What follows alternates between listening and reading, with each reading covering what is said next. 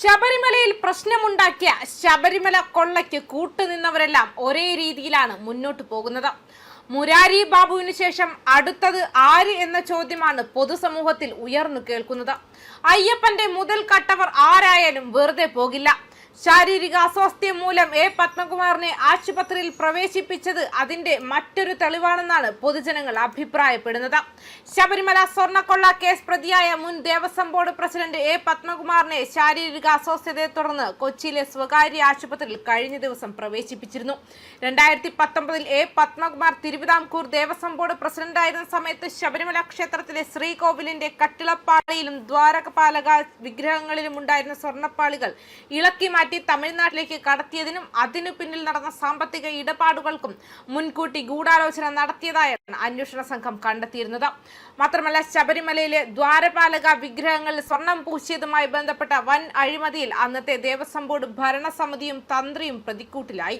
2025 നടന്ന സ്വർണ്ണക്കൊള്ളയുമായി ബന്ധപ്പെട്ട് അന്വേഷണത്തിൽ നിർണായക വിവരങ്ങൾ അടങ്ങിയ റിപ്പോർട്ട് പ്രത്യേക അന്വേഷണ സംഘം ഹൈക്കോടതിയിൽ സമർപ്പിച്ചു. കേസിൽ ഒന്നാം പ്രതിയായി ചേർത്തിരിക്കുന്നത് അന്തരിച്ച മുൻ എക്സിക്യൂട്ടീവ് ഓഫീസർ മുരാരി ബാബുവിനെയാണ്.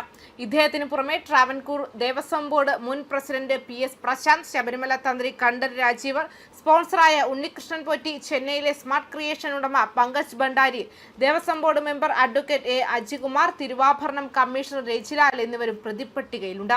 2019 നടന്ന സ്വർണം പൂശലിലെ വലിയ തട്ടിപ്പുകൾ മറച്ചുവെക്കുന്നതിനാണ് 2025 വീണ്ടും ദ്വാരപാലക വിഗ്രഹങ്ങൾ സ്വർണം പൂശാൻ കൊണ്ടുപോയതെന്നാണ് SITയുടെ ഏറ്റവും പ്രധാനപ്പെട്ട കണ്ടെത്തൽ. മുൻപ് നടന്ന അഴിമതികൾ പുറം ലോകം അറിയാതിരിക്കാൻ ബോധപൂർവം നടത്തിയ നീക്കമാണ് ഇതിന് പിന്നിലെന്ന് അന്വേഷണ റിപ്പോർട്ട് വ്യക്തമാക്കുന്നു.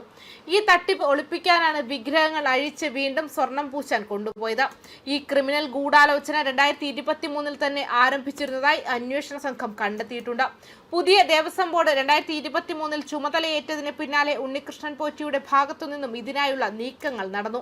ദ്വാരപാലക വിഗ്രഹങ്ങൾ ചെന്നൈയിലെ സ്മാർട്ട് ക്രിയേഷൻസിലേക്ക് കൊണ്ടുപോയത് ഈ കൃത്യമായ പദ്ധതിയുടെ ഭാഗമായാണെന്നും റിപ്പോർട്ടിൽ പറയുന്നു.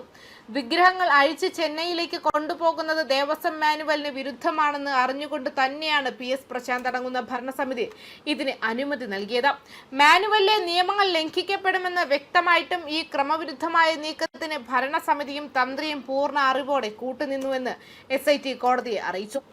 സ്വർണം പൂശിയതുമായി ബന്ധപ്പെട്ട് ഇവർ അവകാശപ്പെട്ട 40 വർഷത്തെ വാറന്റി എന്നത് വ്യാജമായി ഉണ്ടാക്കിയതാണെന്നും അന്വേഷണത്തിൽ തെളിഞ്ഞിട്ടുണ്ട്.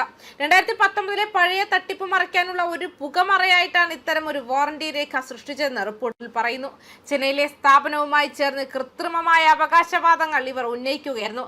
ശബരിമല സ്വർണ്ണക്കൊള്ളയുമായി ബന്ധപ്പെട്ട് 3700, 3701 എന്നീ നമ്പറുകളിലായി 2 കേസുകളാണ് നിലവിൽ രജിസ്റ്റർ ചെയ്തിരിക്കുന്നത്.